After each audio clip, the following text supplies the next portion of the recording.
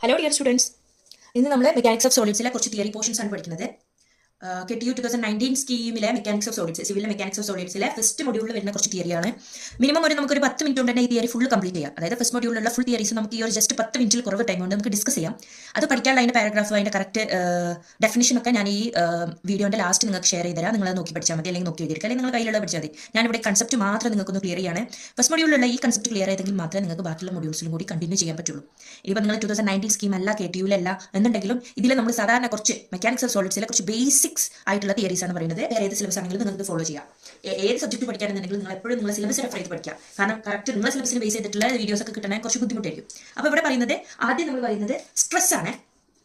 സ്ട്രെസ്സിനെ എൻ്റെ ഈ ഒരു വീഡിയോയിൽ ത്രൂ ഔട്ട് ഞാൻ സ്ട്രെസ്സിനെ റെപ്രസെന്റ് ചെയ്യുന്നത് സിഗ്മ എന്നുള്ള ടേമിലാണ്. സിഗ്മ എല്ലാവരും സ്ട്രെസ്സിനെ ഈ ടേമിൽ തന്നെ യൂസ് ചെയ്യുന്നില്ല, വേറെ പല സിമ്പിൾസ് യൂസ് ചെയ്തിട്ട് സ്ട്രെസ്സിനെ റെപ്രസെന്റ് ചെയ്യുക. സ്ട്രെസ് മെയിൻ ആയിട്ടും ലോഡ് ബൈ ഏരിയ ആണ്. ഇത് നിങ്ങൾക്ക് കോഴ്സ് വൈവൊക്കെ വരെ ചോദിക്കാൻ ചാൻസ് ഉള്ള ഒരു ക്വസ്റ്റൻ ആണ്. What you mean by stress? Stress is load by area. Load divided by ഏരിയയാണ് നമ്മൾ എപ്പോഴും ഏത് കാലഘട്ടത്തിലും എവിടെ ചോദിച്ചാലും സ്ട്രെസ്സിന്റെ ഡെഫിനേഷൻ അതാണ്, load per unit area.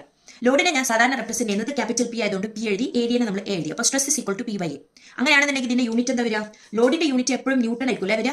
Newton ആവാം, കിലോ ന്യൂട്ടൺ ആവാം, ചിലപ്പോൾ മാസിന്റെ ടേമിൽ ഗ്രാമും കിലോഗ്രാമും ഒക്കെ നമുക്ക് വേണമെങ്കിൽ തരാം.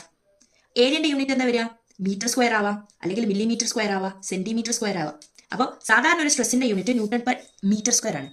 ബട്ട് പൊതുവെ നമ്മുടെ മെക്കാനിക്സ് ഓഫ് സോളിഡ്സിലെ ന്യൂട്ടൺ പെർ മീറ്റർ സ്ക്വയറിന് വരെ നമ്മൾ നോർമലായിട്ട് ന്യൂട്ടൺ പെർ സ്ക്വയറിന്റെ ടേമിൽ പഠിക്കാം. ഒന്നുമില്ല, newton per metre square, newton per centimetre ഒക്കെ കറക്റ്റ് ആണ്. പക്ഷെ നമ്മൾ എപ്പോഴും നമ്മുടെ യൂണിറ്റിന്റെ ബേസിക് സെറ്റ് ചെയ്യണം. ഓൾവേസ് നമ്മൾ എന്ത് ചെയ്യണം? ലോഡ് ആണെങ്കിൽ ന്യൂട്ടണില്, ഏരിയ ആണെങ്കിൽ യൂണിറ്റ് മീറ്റർ വരെ മില്ലിമീറ്റർ, സെന്റിമീറ്റർ ഒക്കെ ആണെങ്കിൽ മില്ലിമീറ്റർക്ക് കൺവേർട്ട് ചെയ്യാം. എപ്പോഴും നമ്മളത് ഫോളോ ചെയ്താലേ നമ്മൾ പ്രോബ്ലംസ് തെറ്റാനുള്ള ചാൻസ് കുറവായിരിക്കും. അപ്പോൾ എപ്പോഴും നമ്മൾ യൂണിറ്റ് എന്തായിരിക്കണം? മില്ലിമീറ്റർക്ക് കൺവേർട്ട് ചെയ്യുക. അത് ഞാൻ പഠിപ്പിക്കുന്ന പോലെയാണ് നിങ്ങൾ ഫോളോ ചെയ്യണമെന്നുണ്ടെങ്കിൽ നിങ്ങൾ ഫോളോ ചെയ്താൽ മതി കേട്ടോ, നിർബന്ധമൊന്നുമില്ല. കാരണം എല്ലാ യൂണിറ്റും സെയിം ആവാനാണ്. ഇങ്ങനെയുള്ള ഈ സ്ട്രെസ് മെയിൻ ആയിട്ട് രണ്ട് തരത്തിലുള്ളത്. ഒന്ന് നോർമൽ സ്ട്രെസ്സും ഒന്ന് ടാൻജൻഷ്യൽ സ്ട്രെസ്സും. നോർമൽ സ്ട്രെസ് എന്ന് പറഞ്ഞാൽ എന്താ? ഏതെങ്കിലും ഒരു ബോഡിക്ക് നോർമലായിട്ട്, നോർമൽ മീനിങ് പെർപെൻഡിക്കുലർ ആയിട്ട്, ഏതെങ്കിലും ഒരു ബോഡിയിൽ ഒരു ലോഡ് അതിന്റെ സർഫസിന് പെർപെൻഡിക്കുലർ ആയിട്ട് 90 ഡിഗ്രിയിലാണ് ഈ ലോഡ് ആക്ട് ചെയ്യണമെന്നുണ്ടെങ്കിൽ അതിനെയാണ് നമ്മൾ എന്ത് പറയുക? നോർമൽ സ്ട്രെസ് എന്ന് പറയുന്നത്. ടൈപ്സ് ഓഫ് സ്ട്രെസ് ആണ് ഈ പറയുന്നത്. ഫസ്റ്റ് ടൈപ്പ് ആണ് നോർമൽ സ്ട്രെസ്. നോർമൽ എന്ന് ഉദ്ദേശിക്കുന്നത് എന്താ? പെർപെൻഡിക്കുലറിനെയാണ്. അത് രണ്ട് ടൈപ്പ് ഉണ്ട്. രണ്ട് സൈഡിൽ നിന്നും ഈ അരമാർക്ക് ഉണ്ടോ, ലോഡ് എന്ന് പറയുന്ന ഈ പി എന്ന് പറയുന്ന ലോഡ് രണ്ടും ബോഡിയിലേക്ക് ടുവാർഡ്സ് ദ ബോഡിയാണ്. അതായത് ഈ ഒരു പെന്നിന്റെ ഈ രണ്ട് എൻഡിൽ ഇങ്ങനെ ടുവാർഡ്സ് ദ ബോഡിയാണ് കൊടുക്കണമെന്നുണ്ടെങ്കിൽ അത് കംപ്രസീവ് സ്ട്രെസ് ആണ്. കംപ്രഷൻ ആണ് ഇവിടെ നടക്കുന്നത്, കംപ്രസീവ് സ്ട്രെസ്. ഇതെന്താ? രണ്ട് ഫോഴ്സ്, പി എന്ന് പറയുന്ന ഫോഴ്സ് രണ്ടും എവേ ഫ്രം ദ ബോഡി, അതായത് അതിനെ വലിച്ചു നീട്ടാണ്. അപ്പൊ ഇന്റേർണലി ഡെവലപ്പ് ചെയ്യുന്ന സ്ട്രെസിന്റെ പേരാണ് ടെൻസൈൽ സ്ട്രെസ്. ഇത് എ, ഇത് ബി. അപ്പൊ നോക്കിക്കോ, stress is mainly two types. ഒന്ന് നോർമൽ സ്ട്രെസ്സും ഒന്ന് ടാൻജൻഷ്യൽ സ്ട്രെസ്സും. നോർമൽ സ്ട്രെസ് എന്ന് പറഞ്ഞാൽ നോർമലിന്റെ മീനിങ് എന്താ? അത് പെർപെൻഡിക്കുലർ ആയിട്ടാണ് ആക്ട് ചെയ്യുക. ഫോഴ്സ് സർഫസിന് പെർപെൻഡിക്കുലർ ആയിട്ടാണ് ആക്ട് ചെയ്യുന്നതെന്നുണ്ടെങ്കിൽ അതിനെ നോർമൽ സ്ട്രെസ് എന്ന് പറയും. അങ്ങനെയാണെങ്കിൽ എന്തായിരിക്കും ടാൻജൻഷ്യൽ സ്ട്രെസ്? ഈ സർഫസിന് ടാൻജന്റ് ആയിട്ട്, ടാൻജന്റ് എന്നാൽ സർഫസിന് 180 ഡിഗ്രിയിലാണ് ഈ സാധനം ആക്ട് ചെയ്യുന്നത്. ഇപ്പൊ പി എന്ന് പറഞ്ഞ ഫോഴ്സ് ഇവിടെ സർഫസിന് പെർപെൻഡിക്കുലർ അല്ല, സർഫസിന് പാരലൽ ആയിട്ടാണ് ആക്ട് ചെയ്യുന്നതെന്നുണ്ടെങ്കിൽ അതിനെയാണ് നമ്മൾ ടാൻജൻഷ്യൽ സ്ട്രെസ് അല്ലെങ്കിൽ ഷിയർ സ്ട്രെസ് എന്ന് പറയും. ടാൻജൻഷ്യൽ സ്ട്രെസ് അല്ലെങ്കിൽ ഷിയർ സ്ട്രെസ്. അങ്ങനെ മെയിൻലി ടു ടൈപ്പ് ആണ്. അതിൽ തന്നെ normal stress may be compression ആവാം അല്ലെങ്കിൽ ടെൻഷൻ ആവാം. കംപ്രഷൻ ആകുമ്പോൾ ലെങ്ത് കുറയും, ടെൻഷൻ ആകുമ്പോൾ ലെങ്ത് കൂടുകയും ചെയ്യും. അടുത്ത ടേമാണ് നമുക്ക് പഠിക്കാനുള്ളത് സ്ട്രെയിൻ. സ്ട്രെയിനെ റെപ്രസെന്റ് ചെയ്യുന്നത് സ്മോൾ ലെറ്റർ ഇ വെച്ചിട്ടാണ്. ഇതിന്റെ മെയിൻ ഇക്വേഷൻ എന്ന് പറയുന്നത് ഇ ഈസ് ഈക്വൽ ടു, അതായത് strain is equal to change in length അല്ലെങ്കിൽ ചേഞ്ച് ഇൻ ഡയമെൻഷൻ. ഏത് ഡയമെൻഷൻ ആവാ, ലെങ്ത് അല്ല, വിഡ്ത്ത് ആവാ, ഡയമീറ്റർ ആവാ, റേഡിയസ് ആവാ, അങ്ങനെ ഏതെങ്കിലും ഒരു മെഷർമെന്റ് അല്ലെങ്കിൽ ഏതെങ്കിലും ഒരു ഡയമെൻഷനിൽ ഉണ്ടാവുന്ന change divided by original length അല്ലെങ്കിൽ original dimension, which may be length ആവാ, വിഡ്ത്ത് ആവാ, ഡയമീറ്റർ ആവാ, അല്ലെങ്കിൽ റേഡിയസ് ആവാ. ഏതൊരു ഡയമെൻഷനിൽ ഉണ്ടാകുന്ന change in length by original ലെങ്തിനാണ് നമ്മൾ എന്ത് പറയുന്നത്? Strain. Which may be of three types: longitudinal strain, volumetric strain and shear strain. Longitudinal എന്ന് പറഞ്ഞാൽ ലെങ്ത്തിൽ ഉണ്ടാകുന്ന ചേഞ്ച്, വോളിമെട്രിക് എന്ന് പറഞ്ഞാൽ വോളിയത്തിൽ ഉണ്ടാകുന്ന change in volume divide by original volume.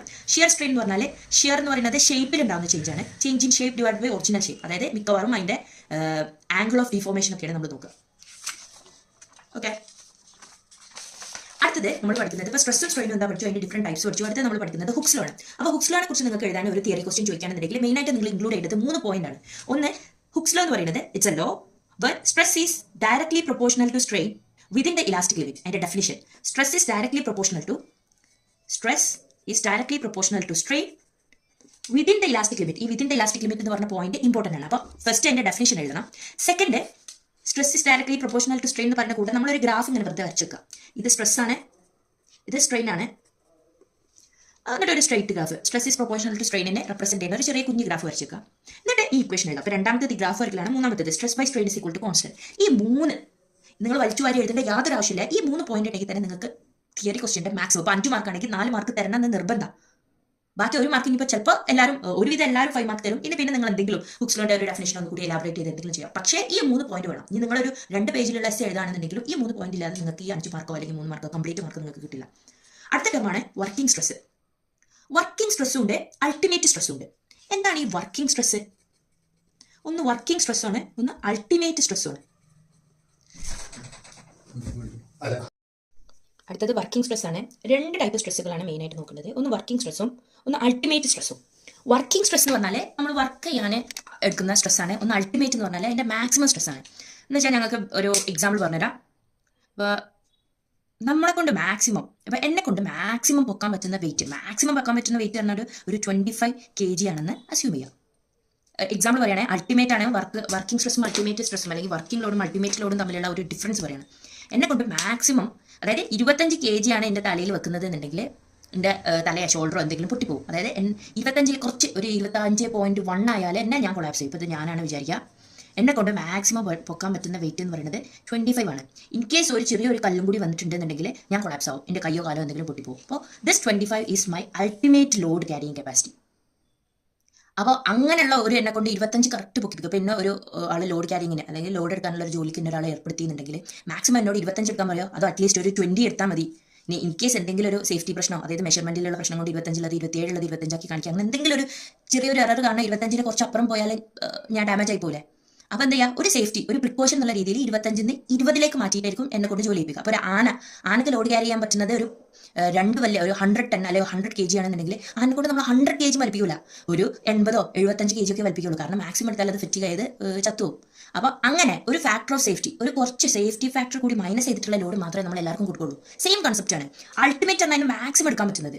Working എന്ന് പറഞ്ഞാൽ അത് വർക്ക് ചെയ്യാൻ നമ്മൾ കൊടുക്കുന്നത് 25 ആണ് എൻ്റെ മാക്സിമം എങ്കിൽ ഞാൻ വർക്ക് ചെയ്യുന്നത് ചിലപ്പോൾ 20 kg ഈ ഒരു ഡിഫറൻസ് ഉണ്ടല്ലോ, ആ ഡിഫറൻസിലാണ് നമ്മൾ ഫാക്ടർ ഓഫ് സേഫ്റ്റി എന്ന് പറയുന്നത്. അപ്പോൾ ഇവിടെ തന്നെ സംഭവം വർക്കിംഗ് സ്ട്രെസ് എന്ന് പറയുന്നത് ultimate stress divided by factor of സേഫ്റ്റിയാണ്. ഈ അൾട്ടിമേറ്റ് സ്ട്രെസ് നമുക്ക് അവിടെ നിന്ന് കിട്ടുക, നമ്മളൊരു സ്ട്രെസ് സ്ട്രെയിൻ ഗ്രാഫ് ആയിരിക്കൂലേ, സ്ട്രെസ് സ്ട്രെയിൻ ഇങ്ങനെ എപ്പോഴും സ്ട്രെസ് സ്ട്രെയിൻ ഗ്രാഫ് ഈ മൊഡ്യൂൾ ഇമ്പോർട്ടൻ്റ് ആണല്ലോ. ഇങ്ങനെ ഒരു എ എന്ന് പറഞ്ഞ പോയിന്റ് ഉണ്ടാവും, ബി എന്ന് പറഞ്ഞ പോയിന്റ് ഉണ്ടാവും, സി ഉണ്ടാവും, ഡി ഉണ്ടാവും, ഇ ഉണ്ടാവും, എഫ് ഉണ്ടാവും, elastic limit, modulus of elasticity, അങ്ങനെ പറഞ്ഞുകൊണ്ടുള്ള പോയിന്റ്. ഇതിൽ ഏറ്റവും മാക്സിമത്തിലുള്ള ഈ ഡി പോയിന്റിനാണ് നമ്മൾ എന്ത് പറയുക, അൾട്ടിമേറ്റ് ലോഡ് അല്ലെങ്കിൽ അൾട്ടിമേറ്റ് സ്ട്രെസ് എന്ന് പറയുന്നത്. ഈ load divided by factor safety may be 5 ആവാം 4 ആവാം, അങ്ങനെ ഏതെങ്കിലും ഒരു സേഫ്റ്റി ഓഫ് ഫാക്ടർ കൊണ്ട് ഡിവൈഡ് ചെയ്താൽ കിട്ടുന്നതിനാണ് നമ്മൾ വർക്കിംഗ് സ്ട്രെസ്. അതായത് നമ്മൾ ഫുൾ വർക്ക് ചെയ്യുന്നത്, പ്രോബ്ലം ചെയ്യുന്നത് ഒക്കെ ഈ വർക്കിംഗ് സ്ട്രെസിന്റെ ബേസിലേക്കും അൾട്ടിമേറ്റ് സ്ട്രെസ്സിലല്ല. Okay, hope you are understand. Okay, അടുത്തതുള്ളത് പോയ്സൺസ് റേഷ്യോ ആണ്. പോയ്സൺസ് റേഷ്യോനെ നമ്മൾ റെപ്രസെന്റ് ചെയ്യുന്നത് മ്യൂ എന്ന് പറഞ്ഞ ടേമിലാണ്. വേണമെങ്കിൽ ഈ ടേമിൽ നമ്മൾ റെപ്രസെന്റ് ചെയ്യും, അല്ലെങ്കിൽ പോയ്സൺസ് റേഷ്യോ നമ്മൾ 1/m എന്ന് പറഞ്ഞ ടേമിൽ വേണമെങ്കിൽ റെപ്രസെന്റ് ചെയ്യാം. പോയ്സൺസ് റേഷ്യോന്റെ ഇക്വേഷൻ ആണ് lateral strain divided by longitudinal strain. Lateral strain divided by longitudinal strain എന്ന് പറഞ്ഞാൽ എന്താ, ഇപ്പം നമ്മൾ ഇങ്ങനെ ഒരു നീളത്തിലുള്ളൊരു റോഡാണ്, ഇതിൽ ഞാൻ ടെൻഷൻ ഫോഴ്സ് അപ്ലൈ ചെയ്തു. അപ്പോൾ നമ്മൾ അങ്ങോട്ട് ഇങ്ങോട്ട് വലിച്ചു എന്നാണ് മീനിങ്, ഒരു റബ്ബറാണ് വിചാരിക്കുക. അപ്പോൾ ഇതിന്റെ ഡയമീറ്റർ കുറഞ്ഞുകൊണ്ട് ഇതിന് കുറച്ച് നീളം വെക്കൂലേ, ഈ റോഡിന്റെ ഷേപ്പ് ഇങ്ങനെ ആയി മാറി, ഈ ഗ്രീൻ കളർ ഷേപ്പായി മാറി. അതായത് ഇതിന്റെ എൽ എന്നുള്ളത് കുറച്ച് കൂടി, ലെങ്ത് ഇത്രത്തോളം കൂടി, ആൻഡ് ഡയമീറ്റർ എന്ന് പറയുന്നത് ഈ ഫുൾ ഡയമീറ്റർ ഉള്ളത്, ഡി എന്ന് പറഞ്ഞ ഡയമീറ്റർ ഉള്ളത് ചെറിയ ഡയമീറ്റർ ആയി ചുരുങ്ങി. അതായത് ചേഞ്ച് ഇൻ ലെങ്ത്തിൽ ഉണ്ടാകുന്ന ചേഞ്ച് എന്ന് പറയുന്നത് increase in change in length divided by decrease in lateral strain divided by longitudinal strain. Lateral എന്ന് പറഞ്ഞാൽ ലാറ്ററൽ ഈ ഡയമീറ്ററിൽ ഉണ്ടാകുന്ന delta D divided by longitudinal strain, അതായത് ലോഞ്ചിറ്റ്യൂഡിനൽ ലെങ്ത്തിൽ ഉണ്ടാകുന്ന ചേഞ്ച് ഡെൽറ്റ ഡി ബൈ ഡിയും ഡെൽറ്റ എൽ ബൈ എല്ലും. സ്ട്രെയിൻ ആണ്, സ്ട്രെയിൻ്റെ ഇക്വേഷൻ നമുക്കറിയാം, change length by original length ആണ്. ഇപ്പോൾ ഡയമീറ്ററിൽ ഉണ്ടാകുന്നത് എന്ന് പറഞ്ഞാൽ delta D divided by D, longitudinal എന്ന് പറഞ്ഞാൽ ലെങ്ത്തിൽ ഉണ്ടാകുന്നത് ഡെൽറ്റ എൽ ബൈ എൽ. ഇതിപ്പോൾ റോഡ് ആയതുകൊണ്ടാണ്. ഇപ്പോൾ ഒരു റെക്ടാങ്കുലർ ബാർ ആണെന്നുണ്ടെങ്കിൽ നമ്മൾ എന്ത് ചെയ്യും, ഇങ്ങനത്തെ ഒരു ബാറാണ് നമ്മൾ വലിച്ചു നീട്ടുന്നതെന്നുണ്ടെങ്കിൽ നമ്മൾ ഡയമീറ്റർ എന്താവും, ഡയമീറ്റർ ലെങ്ത്തും ഇതൊക്കെ എന്താവും, ഇവിടെ ഈ ഡയമീറ്റർ എന്നുള്ള സ്ഥലത്ത് നമുക്ക് change in width divided by original width ചെയ്യേണ്ടി വരും. അപ്പോൾ ഏതാണോ ലാറ്ററൽ ഡയമെൻഷൻ ഏതാണോ അതിന്റെ strain divided by longitudinal strain. ഇനി അടുത്ത നമുക്ക് ടൈപ്പ് ഓഫ് ഇലാസ്റ്റിക് മോഡുലസ് ആണ് പഠിക്കുന്നത്. 3 different type of elastic modulus ആണുള്ളത്.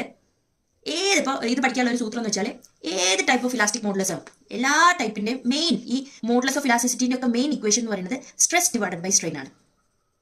ഏത് സ്ട്രെസ് ബൈ സ്ട്രെയിൻ തന്നെയാണ് നമ്മൾ ഇലാസ്റ്റിക് മോഡുലസ്. ഹുക്സ് ലോയിൽ പറഞ്ഞില്ല stress by strain is equal to constant എന്ന് പറഞ്ഞാൽ Hooke's law is equal to stress by strain ഈ കോൺസ്റ്റന്റിനെയാണ് നമ്മൾ എന്ത് പറയുന്നത് ഇലാസ്റ്റിക് മോഡുലസ് അല്ലെങ്കിൽ മോഡുലസ് ഓഫ് ഇലാസ്റ്റിക്. അത് ഈ സ്ട്രെസ്സും സ്ട്രെയിനും വേരി ചെയ്യുന്നതിനനുസരിച്ച് പല ടൈപ്പിലുള്ള സ്ട്രെസ്സുകൾ പല ടൈപ്പിലുള്ള സ്ട്രെയിനുകൾ നമ്മൾ പഠിച്ചു. Type of stress and strain. ആ ടൈപ്പ് ഓഫ് സ്ട്രെസ് ആൻഡ് സ്ട്രെയിനും മാറുന്നതിനനുസരിച്ച് ഇലാസ്റ്റിക് മോഡുലസിന്റെ പേരുകൾ മാറും. 3 മെയിൻ ആയിട്ടുള്ളത്.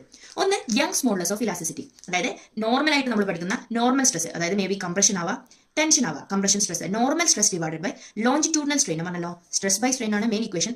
Normal stress divided by longitudinal strain. Normal strain ആണെന്നുണ്ടെങ്കിൽ അതിന് നമ്മൾ യങ്സ് മോഡുലസ് എന്ന് പറയുന്നത് റെപ്രസെന്റ് ചെയ്യുന്നത് ക്യാപിറ്റൽ ഇ എന്നുള്ള ടേമിലാണ്. നെക്സ്റ്റ് ഉള്ളത് ബൾക്ക് മോഡുലസ് ഓഫ് ഇലാസ്റ്റിസിറ്റി ആണ്. ബൾക്ക് എന്ന് പറയുമ്പോൾ ഒരു വോളിയം ഉണ്ടല്ലേ, ഒന്നായിട്ട് ബൾക്കായിട്ട് കൊണ്ടുവരിക എന്ന് പറയുന്നത് കുറേ കൊണ്ടുവരിക, അതായത് ഒരു വോളിയം ആയിട്ട് കൊണ്ടുവരിക. അപ്പോൾ അങ്ങനെ മനസ്സിൽ ഉദ്ദേശിച്ചാൽ ഇവിടുത്തെ സ്ട്രെസ് ബൈ സ്ട്രെയിൻ എന്ന് പറയുന്നത് നോക്കുക, നോർമൽ സ്ട്രെസ് തന്നെയാണ് ഡിവൈഡഡ് ബൈ സ്ട്രെയിൻ എന്തായി വോളിയോമെട്രിക് സ്ട്രെയിൻ ആയി.